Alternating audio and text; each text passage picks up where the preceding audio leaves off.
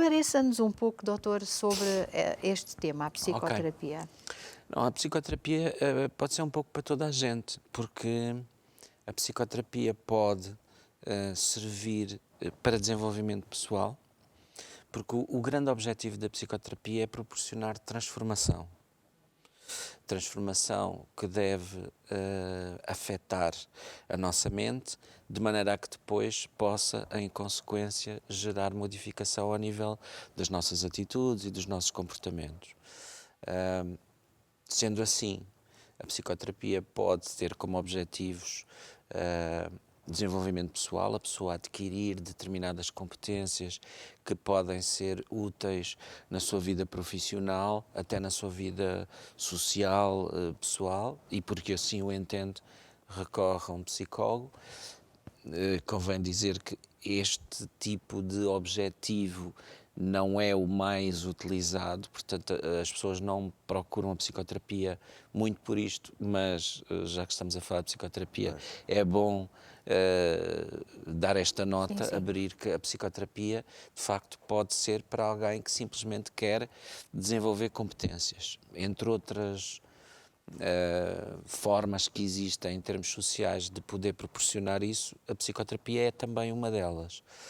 Depois, a psicoterapia pode ser para alguém que de alguma forma tem algum tipo de mal-estar, algum tipo de sofrimento, e essa é a razão mais utilizada pelas pessoas para procurarem a psicoterapia.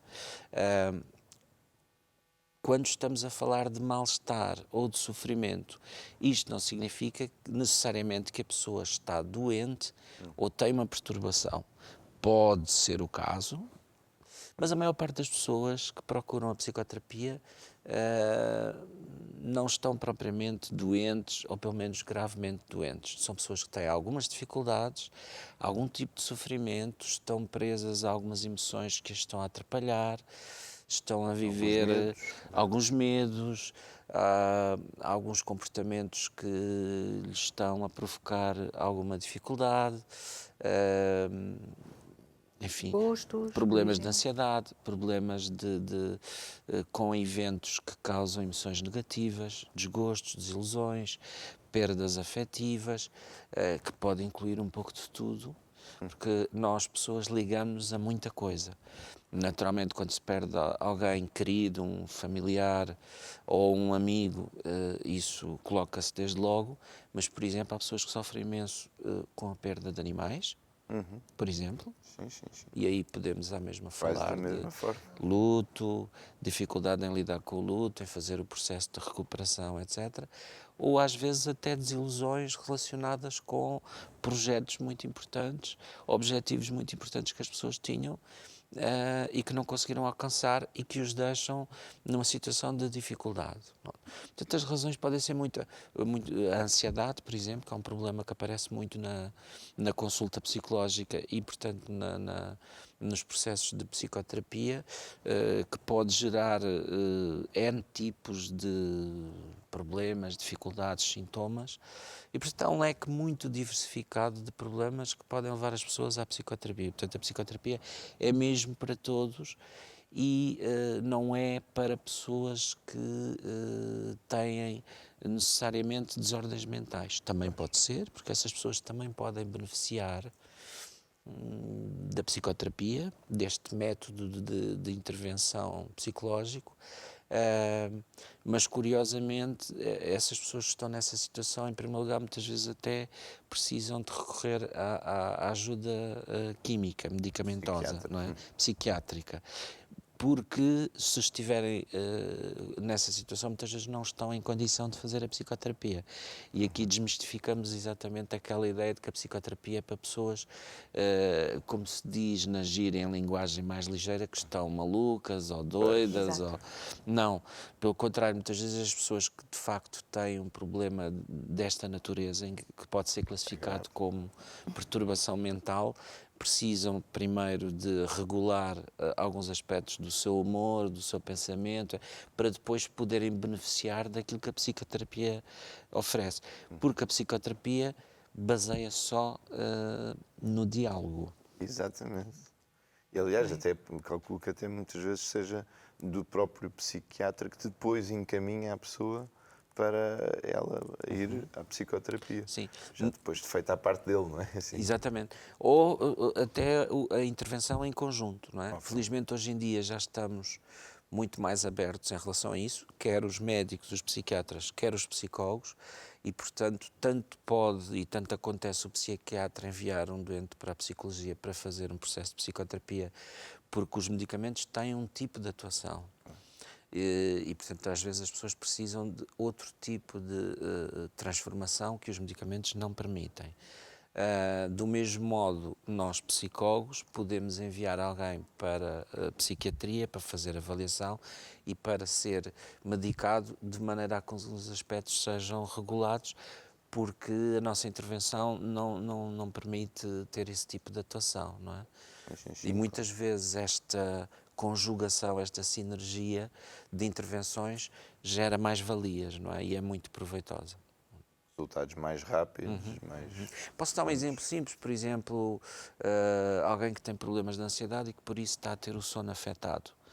Por exemplo, a regulação do sono é uma coisa muito importante que nós não damos muitas vezes muita importância, A devida importância. e só damos quando, neste caso não é quando dói, como acontece com o braço ou com a perna, mas é quando estamos com insónia, estamos a dormir mal e percebemos como nos afeta. E, portanto, a regulação do sono, por exemplo, é uma coisa que pode ser assistida por medicamentos que podem ajudar aquela pessoa, dormindo melhor, a ficar melhor e consegue funcionar melhor e até beneficiar mais da psicoterapia, resolver, por exemplo, os seus problemas de ansiedade. Não é? As pessoas, nós temos que ter a consciência que ninguém é igual a ninguém.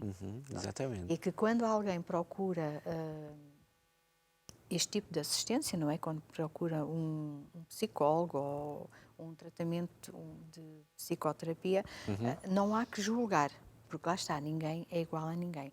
Agora, Dr. Jorge, que sintomas é que uma pessoa, portanto, uma pessoa que seja completamente normal, quando eu digo normal, é uma pessoa que anda bem na vida, tem um desgosto, esses fatores que o doutor já há pouco mencionou, mas no seu interior, o que é que ela começa a sentir para que ela seja impulsionada depois a procurar uma consulta de psicoterapia?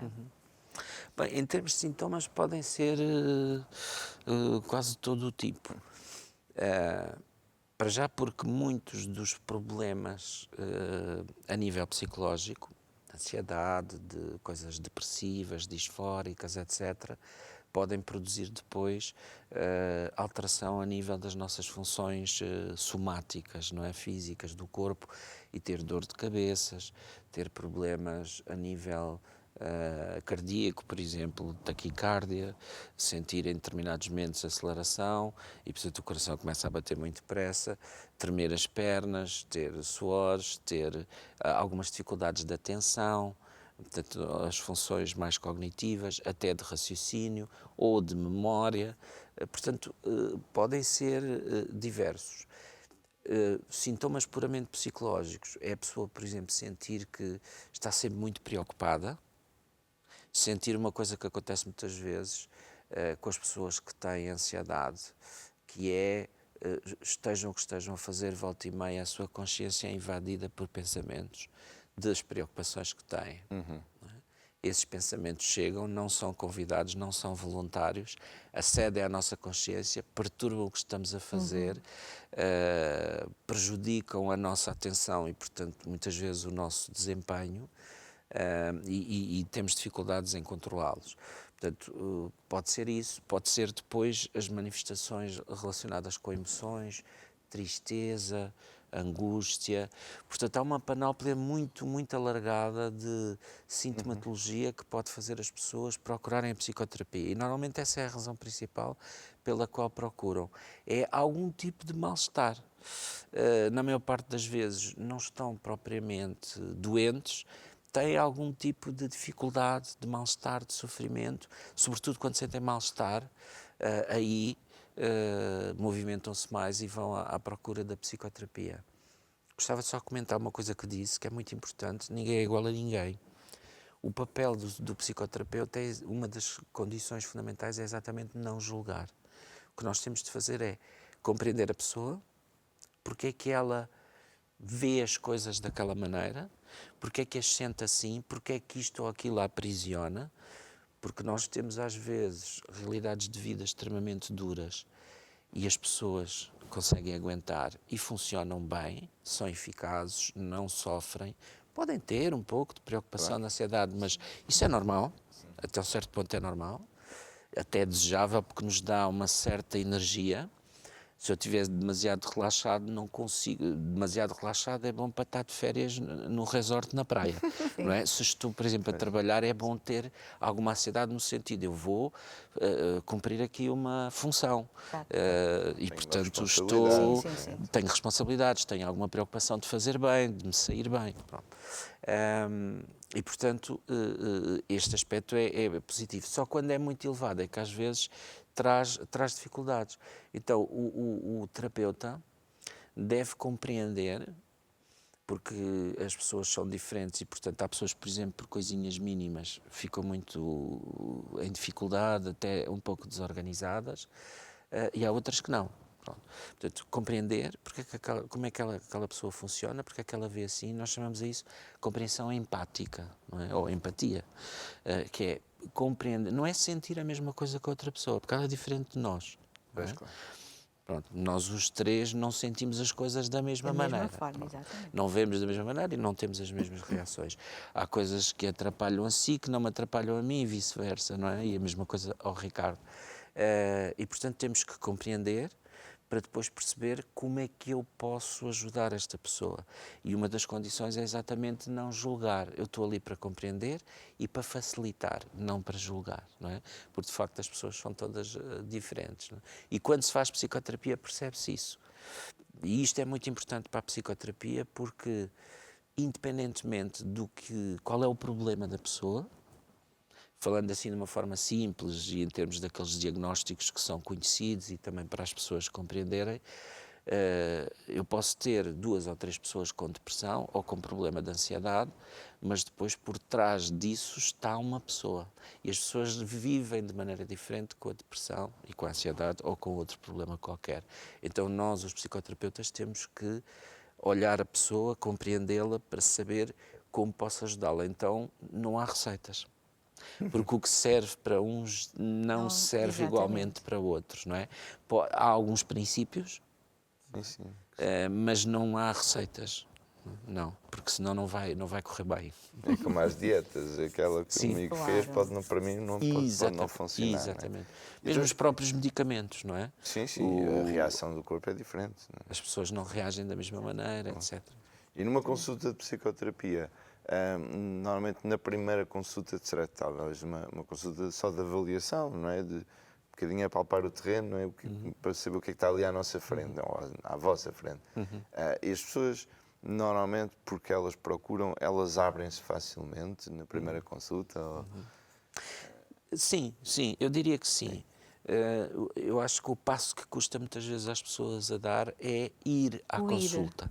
Quando vão, com algumas exceções de pessoas que, ou pela sua personalidade, ou pelo estado que estão a viver de muita dificuldade e têm dificuldade em pôr para fora aquilo que estão a viver, apesar de terem decidido ir à psicoterapia, a maioria das pessoas hoje em dia, quando vai, fala de uma forma mais ou menos aberta, alguns até muito aberta sobre as suas questões, mesmo questões às vezes um bocadinho mais difíceis ou de natureza que podemos classificar como mais íntima, mas conseguem falar sobre isso.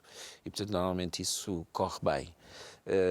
A questão da primeira consulta que falou, que é muito importante, já agora aproveitamos para falar sobre isso.